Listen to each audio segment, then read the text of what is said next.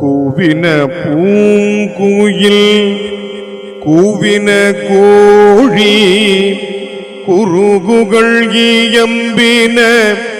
இயம்பின சங்கம். கூவின பூங்குயில் கூவின கோழி குருகுகள் இயம்பின சங்கம். ஓவின தாரகை ஒளி ஒளி உதயத்து ஒருப்படுகின்றது விருப்பொடு நமக்கு. ஓவின தாரகை ஒளி ஒளி உதயத்து ஒருப்படுகின்றது விருப்பொடு நமக்கு. தேவனர்ச்செறி கழல் தாழினை காட்டாய் திருப்பெரும் தூரை ஊரை சிவபெருமானே. தேவனர்ச்செறி கழல் தாழினை காட்டாய் திருப்பெரும் தூரை ஊரை சிவபெருமானே. யாவரும் அறிவறியாய் எமக்களியாய் எம்பெருமான் பள்ளி எழுந்தருளாயே. யாவரும் அறிவறியாய் எமக்களியாய் எம்பெருமான் பள்ளி எழுந்தருளாயே. திருப்பள்ளி எழுச்சி மூன்றாவது பாடல்.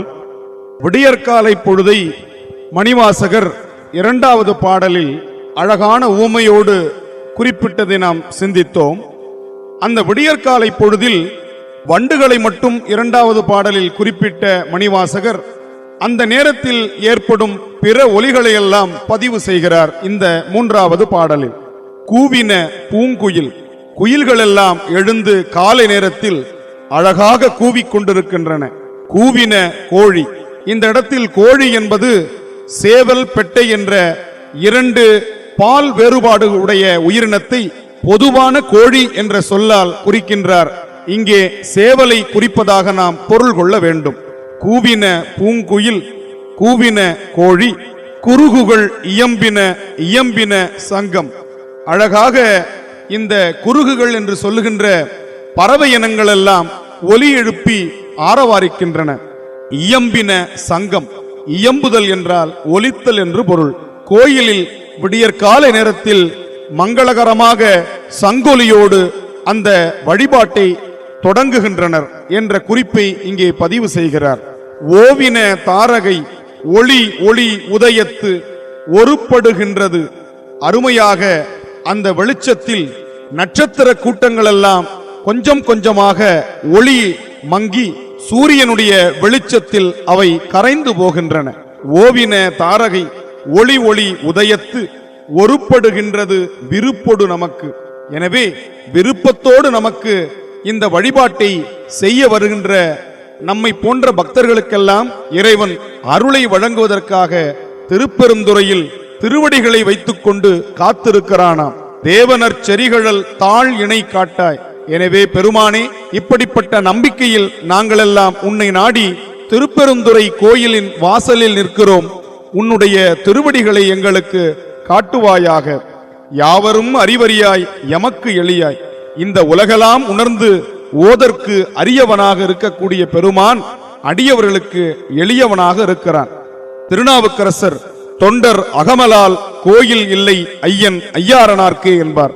எனவே தொண்டர்கள் இனத்தானாக மற்றொரு பாடலில் மனத்தகத்தான் தலைமேலான் வாக்கின் உள்ளான் வாயார தன் அடியே பாடும் தொண்டர் இனத்தகத்தான் என்பார்.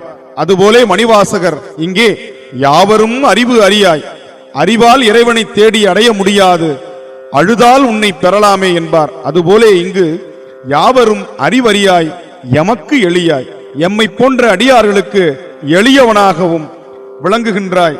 எம்பெருமான் பள்ளி எழுந்தருளாயே. எனவே நீ பள்ளி எழுந்து எங்களுக்கு அருள் செய்ய வேண்டும் என்று வேண்டி விரும்பி கேட்கிறார் இந்த பாடலில்.